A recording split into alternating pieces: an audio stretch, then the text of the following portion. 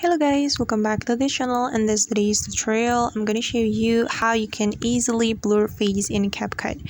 So let's get started. Here I have imported a video to CapCut and we're going to blur the face of this woman. So the first thing we have to do is click on the effect button on the bottom of our screen.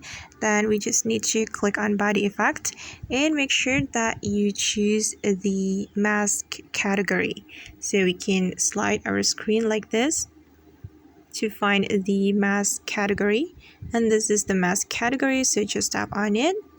Then we're going to click on face mosaic right here to blur the face, and if we want to adjust the effect, we just need to click on adjust button.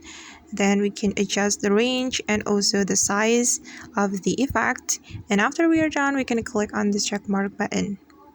Then if we want to make the effect align with the video, we just need to tap on the effect, then we can drag it like this. Okay guys, and let's see the result. So we just need to play the video to see the result. Alright, and that's how we can easily blur face in CapCut. I hope this video will be helpful for you. Thank you so much for watching and see you on the next video.